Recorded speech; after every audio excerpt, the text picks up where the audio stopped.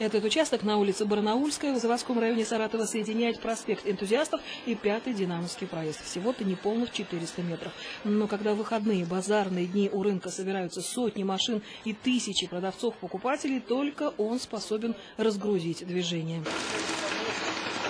Ремонтировать начали дорогу в соответствии с генеральным планом развития города Саратова. Планируется здесь 3 полосы, общая стоимость более 6 миллионов 600 тысяч. И пока все вроде по графику. Позже обещают восстановить уличное освещение и обустроить трамвайную остановку.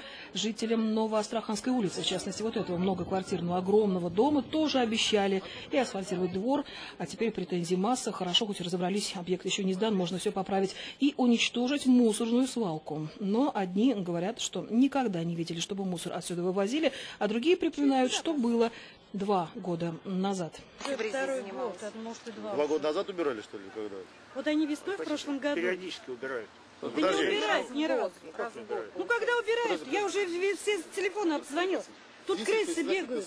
Любопытно, что главный районный начальник о приезде главного городского начальника узнал буквально за час до визита. То 2 года ничего не происходило, не было ни сил, ни людей, то всего за час нашлись и люди, и техника. От свалки при нас осталось уже всего несколько жалких кучек. Грузили и вывозили КАМАЗами. Можно себе представить, в каком зловонии и антисанитарии жили эти люди. Вперед, после того, как я сюда, что ли, приехал, по жалобе. Я приехал-то по жалобе сюда. Что ты меня там водишь? Я не видел, что ты мне подогнал, значит, этих своих людей, которые там благодарят нас за работу. Я что, думаешь, это не вижу, что ли?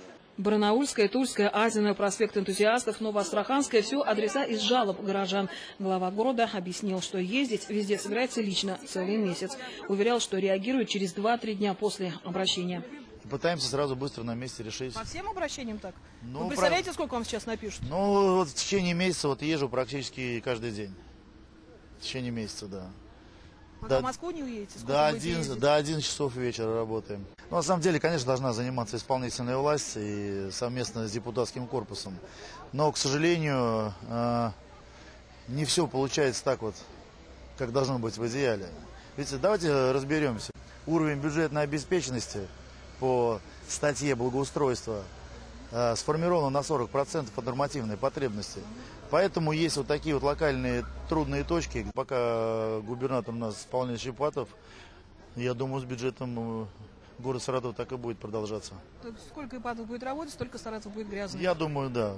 Потому что мы все прекрасно знаем, какое отношение губернатора к городу и горожанам. Из заводского района Светлана Бородич, Алексей Новиков, Ярослав Квитков, Вести, Саратов.